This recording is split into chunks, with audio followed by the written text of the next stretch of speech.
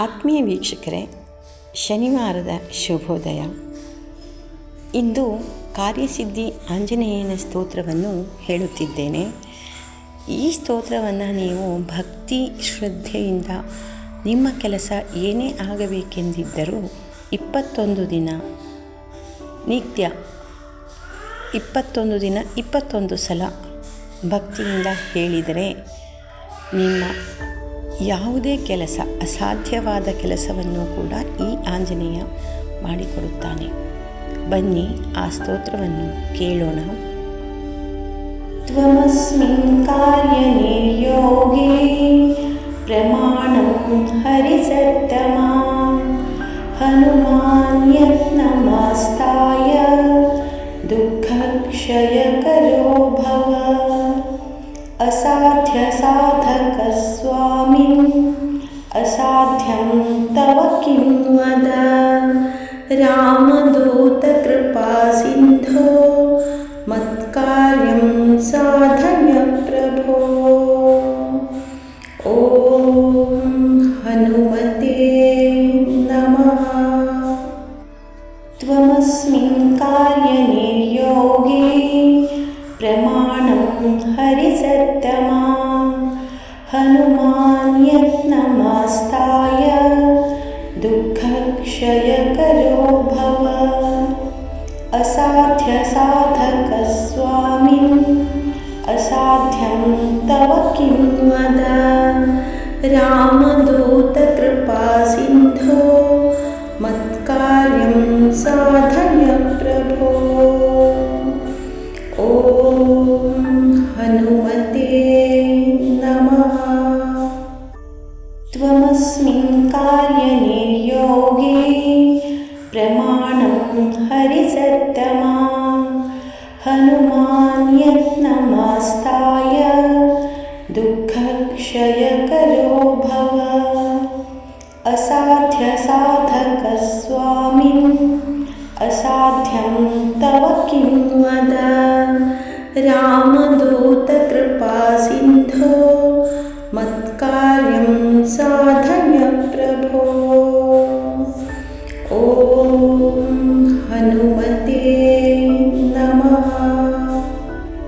ತ್ವಮಸ್ಮಿನ್ ಕಾರ್ಯನಿರ್ಯೋಗೇ ಪ್ರಮಾಣಂ ಹರಿಸತ್ತಮಾ ಹನುಮಾನ್ ಯತ್ನಮಸ್ತಾಯ ದುಃಖಕ್ಷಯಕರೋ ಭವ ಅಸಾಧ್ಯ ಸಾಧಕ ಸ್ವಾಮಿನ್ ಅಸಾಧ್ಯಂ ತವ ಕಿಂ ವದ ರಾಮದೂತ ಕೃಪಾ ಸಿಂಧೋ ಮತ್ಕಾರ್ಯಂ ಸಾಧಯ ಪ್ರಭೋ.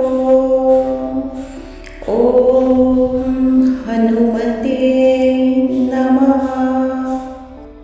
ತ್ವಮಸ್ಮಿನ್ ಕಾರ್ಯನಿರ್ಯೋಗೇ ಪ್ರಮಾಣಂ ಹರಿಸತ್ತಮಾ ಹನುಮಾನ್ ಯತ್ನಮಸ್ತಾಯ ದುಃಖಕ್ಷಯಕರೋ ಭವ ಅಸಾಧ್ಯ ಸಾಧಕ ಸ್ವಾಮಿನ್ ಅಸಾಧ್ಯಂ ತವ ಕಿಂ ವದ ರಾಮದೂತ ಕೃಪಾ ಸಿಂಧೋ ಮತ್ಕಾರ್ಯಂ ಸಾಧಯ ಪ್ರಭೋ.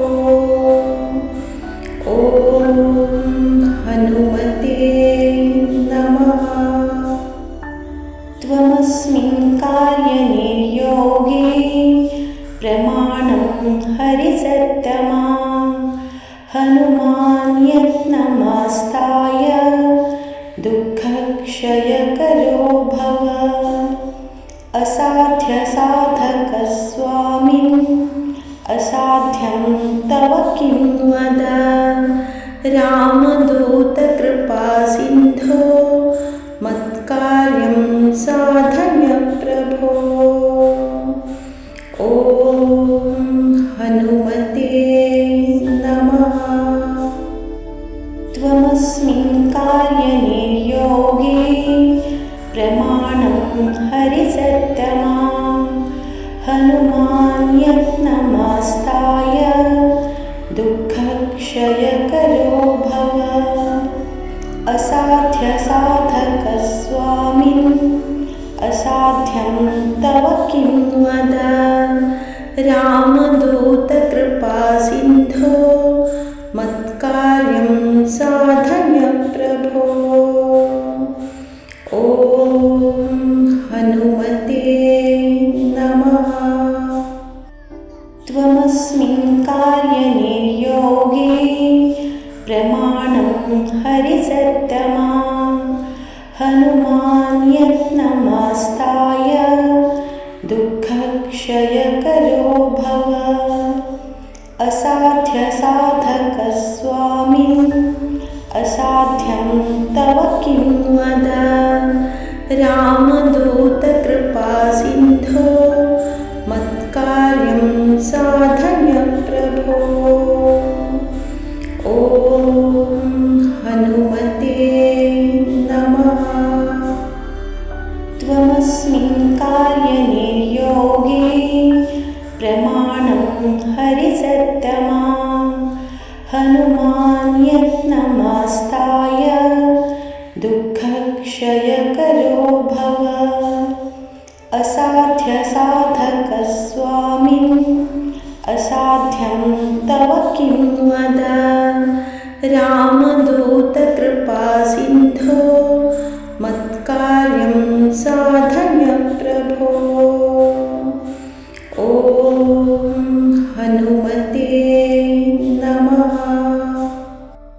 त्वमस्मिन् कार्यनिर्योगे प्रमाणं हरिसत्तमा हनुमान् यत्नमास्ताय दुःखक्षयकरो भव।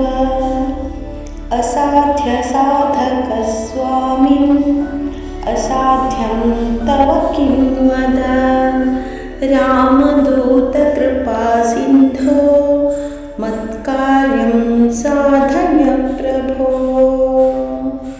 ॐ हनुमते नमः। त्वमस्मिन् कार्यनिर्योगे प्रमाणं हरिसत्तमा हनुमान् यत्नमास्ताय दुःखक्षयकरो भव। असाध्यसाधकस्वामिन् असाध्यं तव किं वद रामदूतकृपासिन्धो मत्कार्यं